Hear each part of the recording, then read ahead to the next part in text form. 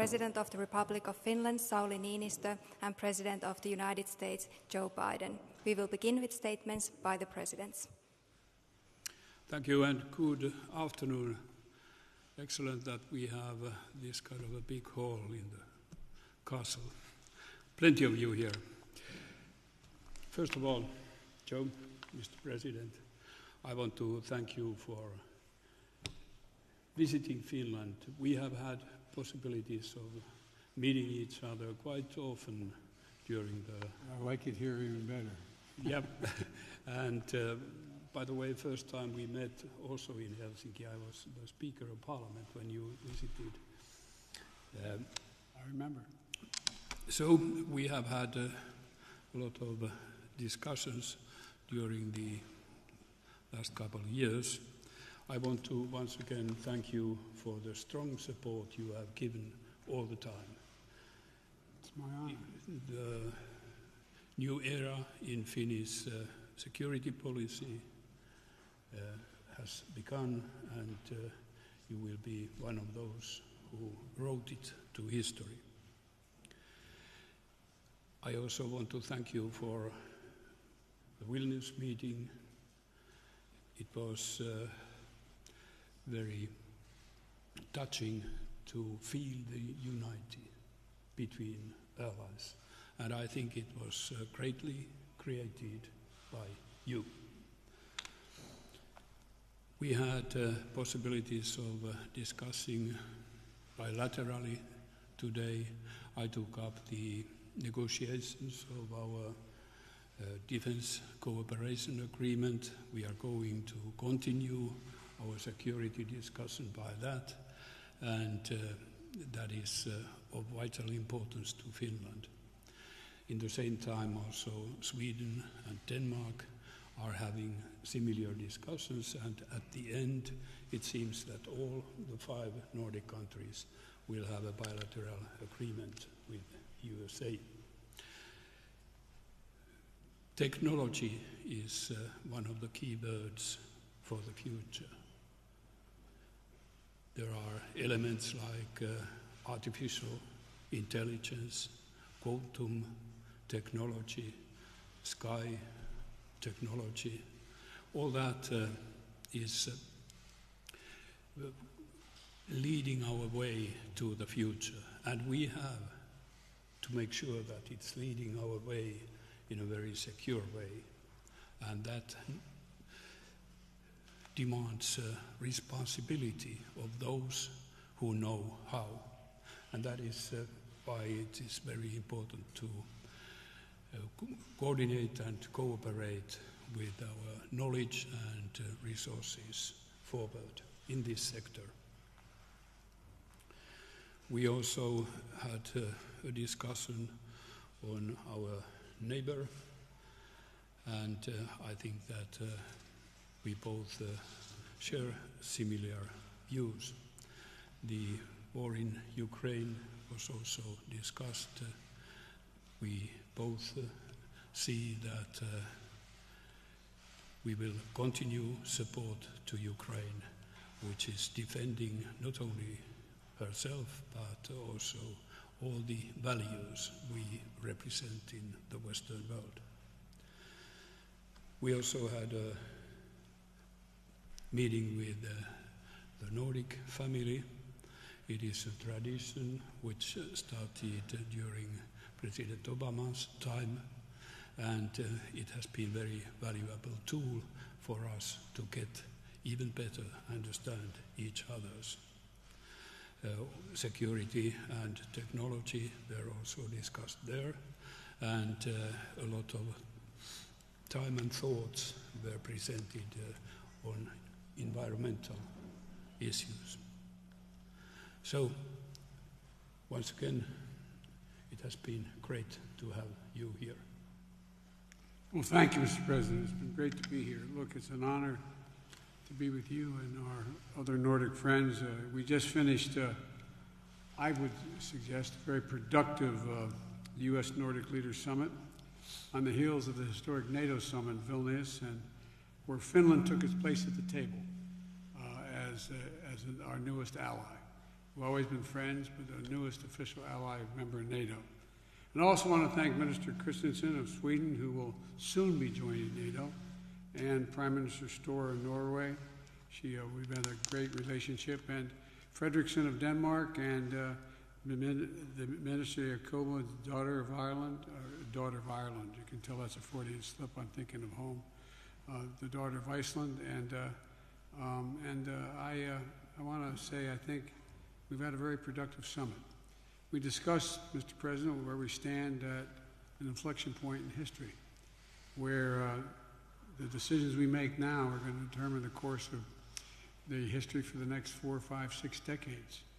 And this week we affirmed how Finland and the United States together with allies and partners are working in lockstep to set us on a stronger, safer, and more secure path, not just for Europe, not just for NATO, but for the world. In Vilnius, NATO met with 31 nations for the first time. We showed the world that our alliance is more united than ever, and soon there'll be 32 allies, thanks to an agreement with Turkey to move Sweden's accession protocols forward. And as capable partners and committed democracies, both Finland and Sweden are going to add significantly to the strength, security, and unanimity of NATO. And a stronger NATO makes the entire world stronger. Mr. President, as your ally, we want the people of Finland to know the United States is committed to Finland, committed to NATO, and those commitments are rock solid. That we'll defend every inch of NATO territory, and that includes Finland, obviously. Second, over the past week, we reaffirmed our unwavering support for the brave people of Ukraine as they defend their country against Russia's brutal and inhumane attacks. Our allies and partners around the world understand that this fight is not only a fight for the future of Ukraine, it's about sovereignty, security, and freedom itself. I want you to think about what would happen if we didn't do anything. What is likely to happen in the rest of Europe if we did nothing? So this week, NATO's officially elevated our relationship with Ukraine. Allies also agreed to lift the membership action plan. It's usually required before you could be admitted from Ukraine. And it's created a path to membership for Ukraine as it continues to make progress on the necessary democratic and security reforms required of every NATO member.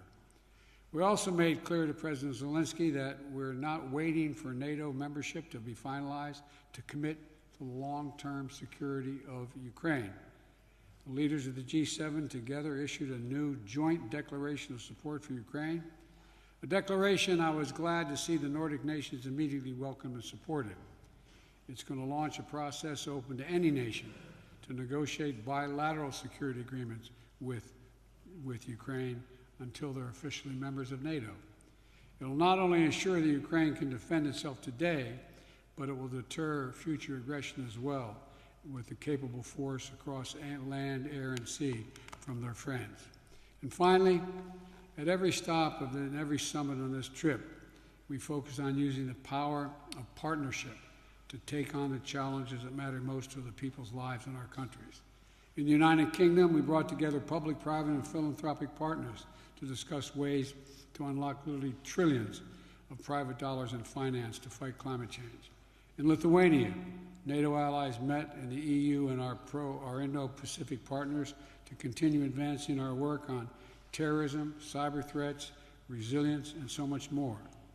And here in Finland, at our U.S. Nordic Leaders Summit, we reaffirmed our commitment to stand together, to power a clean energy transition, to preserve regional security, to promote democratic values, and to pioneer the technologies of the future, from quantum computing to advanced communication systems, so we did it together.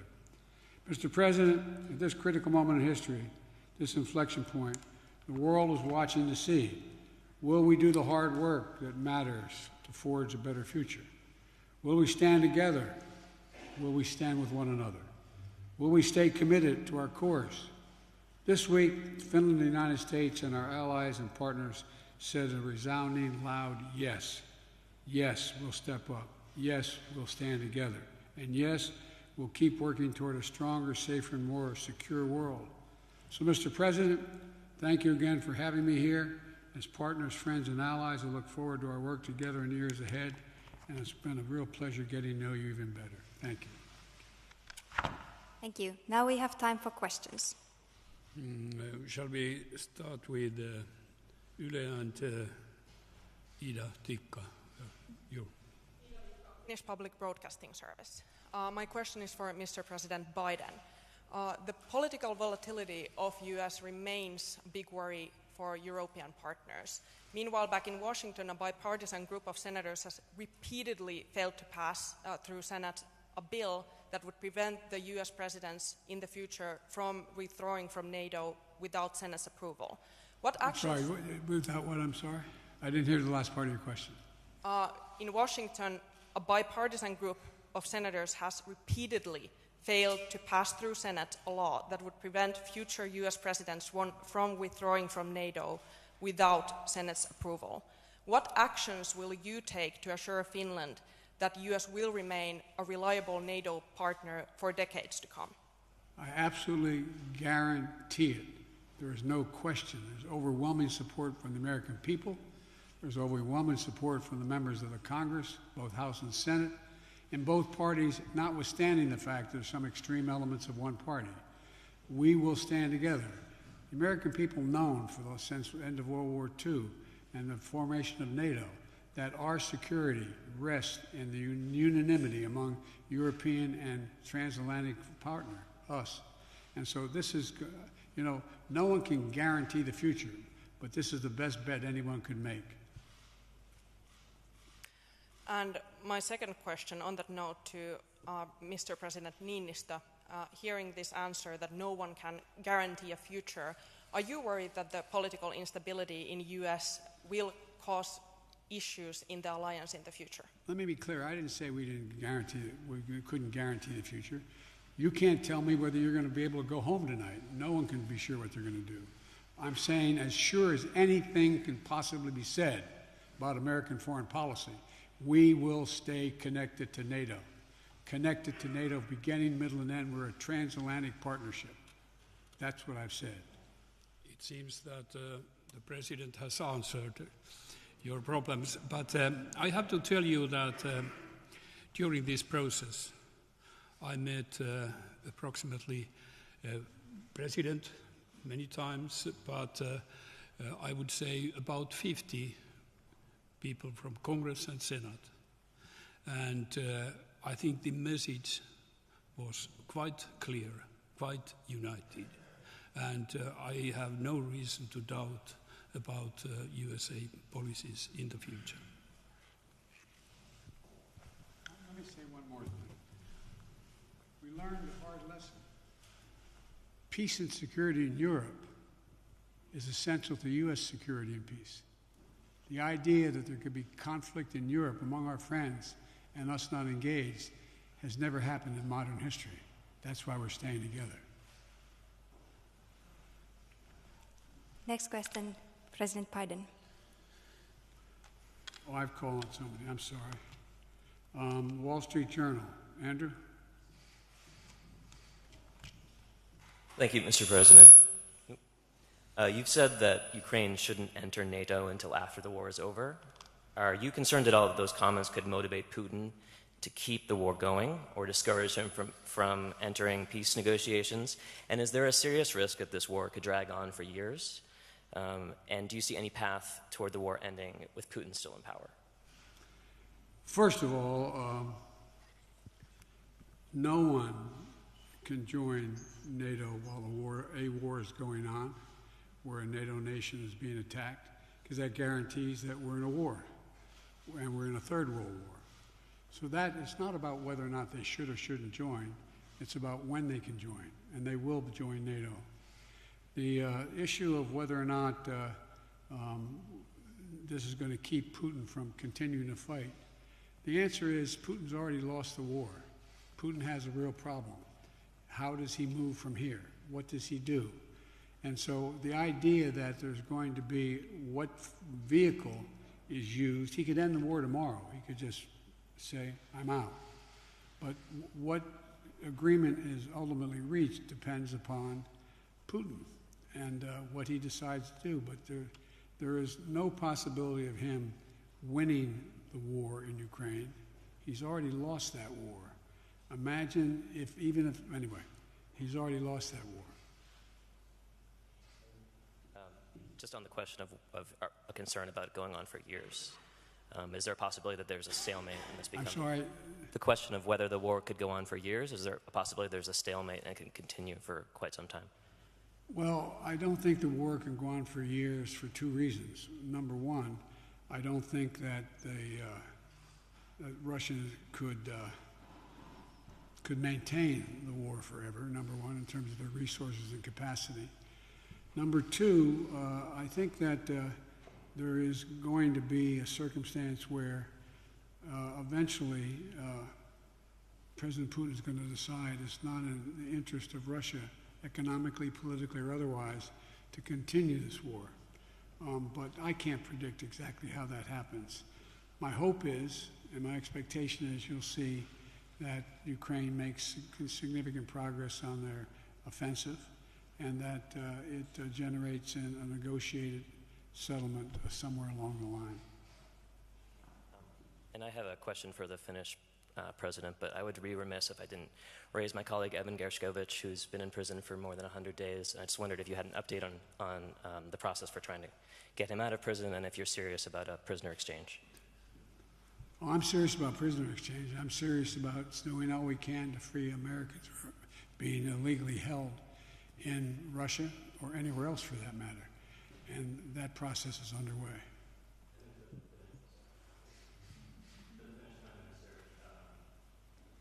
Do you envision the possibility of the U.S. having a permanent military base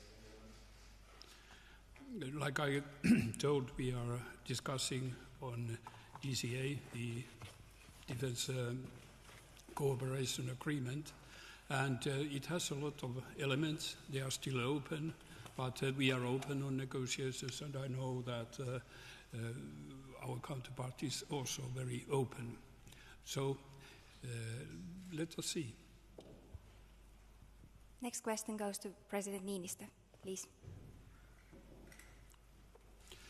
Yes, it's Helsingin Sanomat and Elina Väntönen. Thank you, Mr. President. And my question is for Mr. President Biden. Okay. Or should I just say President Biden? You have repeatedly talked about Finlandization becoming NATOization of Finland. Now, based on your... what nation? You have repeatedly talked about Finlandization Oh, becoming NATOization of Finland.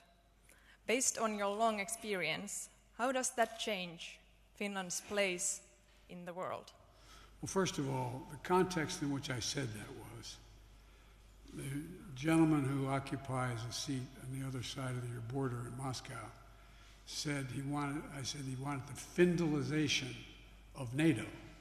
I said it was more likely to get the NATOization of Finland. That's the context in which that was said. And what was the second part of your question? I asked, how has Finland's position in the world changed during this NATO membership process? Finland's already a strong, vibrant nation. I think what Finland's joining NATO does, and Sweden as well, when the Nordic countries are all members of NATO, it just makes the world safer. It significantly increases the prospect that there is less likely to be war. We're deadly earnest about the notion. We'll defend every single inch of NATO territory. And now we're on the way of getting to 32 NATO nations. That's a significant commitment. And so the likelihood of any nation voluntarily deciding they're going to attack one of the nations or Finland is highly unlikely. And so, but if it were to, they understand they're not just attacking Finland, they're attacking 31 other countries. Next question, President Biden, please. Oh, I'm sorry. I guess it's Arlette, CNN. Oh, thank you, Mr. President.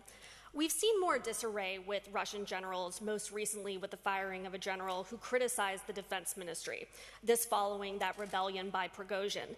Does this raise any new concerns about Putin potentially doing more drastic things regarding Ukraine, like nuclear weapons, or potentially against the U.S., like election interference? Well, first of all, they're already interfered in American elections, so that would not be anything new. They did that last time they tried to. But with regard to, I don't think there's any real prospect, you never know, but of Putin using nuclear weapons. Not only has the West, but China and the rest of the world has said, don't go there. Don't go there. Number two. Number three, I think that determining what happens to Prigozhin, what happens to what happens when we discuss this in Vilnius, is God only knows what he's likely to do. Well, I'm not even sure, we're not even sure where he is and what relationship he has. If I were he, I'd be careful what I ate. I'd be keeping my eye on my menu. But all kidding aside, who knows? I don't know. I don't think any of us know for certain what the future of Prigozhin is in Russia. And so I don't know how to answer that question beyond that.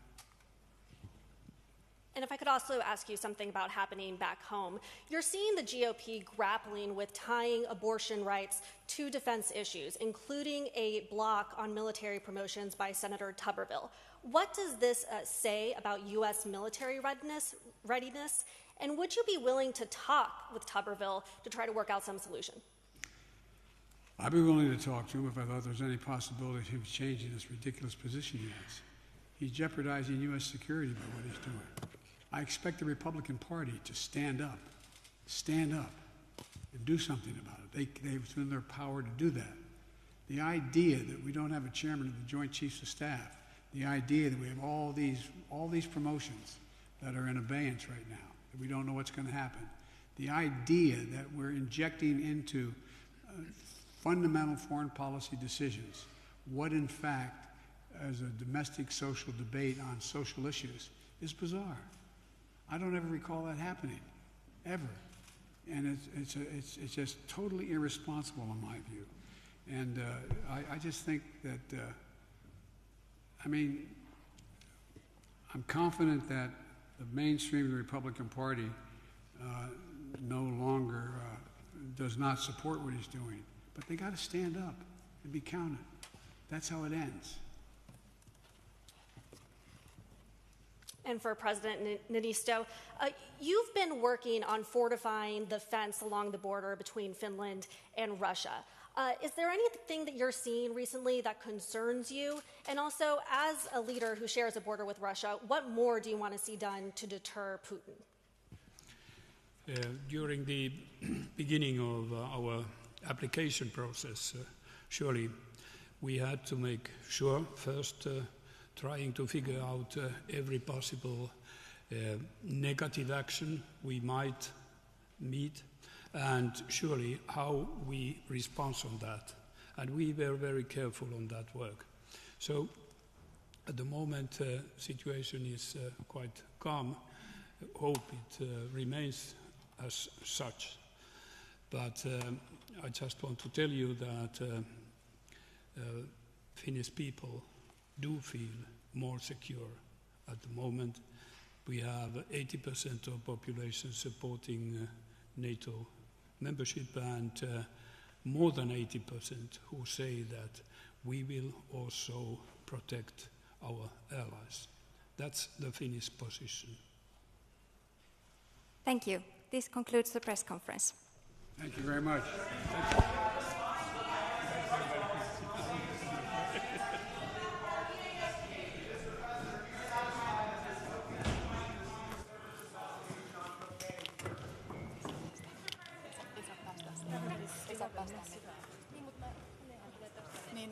Ne vaan. Odotetaan hetki. Onko teillä on aulassa joku sitten siellä? Teillä on aulassa? On, joo. Voin varmaan siirtyä tähän ylempään. Nehän menee...